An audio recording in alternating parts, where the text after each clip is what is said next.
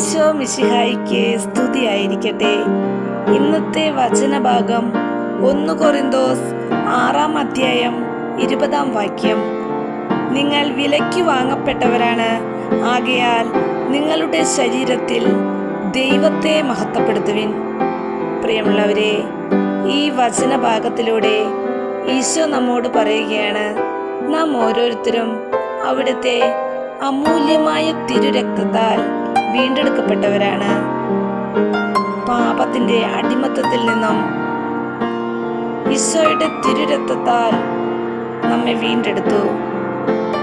അതിനാൽ തന്നെ നമ്മൾ ഓരോരുത്തരും നമ്മുടെ ശരീരത്തിൽ ദൈവത്തെ മഹത്വപ്പെടുത്തണം. നമ്മുടെ അധരങ്ങൾ ദൈവത്തെ സ്തുതിക്കുന്നതിനും നമ്മുടെ കൈകളും കാലുകളും അവിടത്തേക്ക് വേണ്ടി ചലിക്കുന്നതുമായി മാറ്റണം. ദൈവത്തെ മഹത്വപ്പെടുത്തിക്കൊണ്ടിരിക്കണം. നമുക്ക് പ്രാർത്ഥിക്കാം.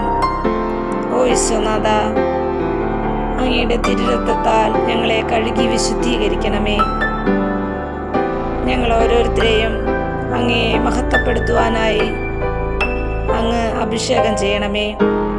പരിശുദ്ധമ്മേ, ദൈവമാതാവേ, സകല വിശുദ്ധരെ, ഈ സമയം ഞങ്ങൾക്ക് വേണ്ടി മധ്യസ്ഥം വഹിച്ച് പ്രാർത്ഥിക്കണമേ. നിത്യം പിതാവിനും പുത്രനും പരിശുദ്ധാത്മാവിനും നാമത്തിൽ ആമേൻ.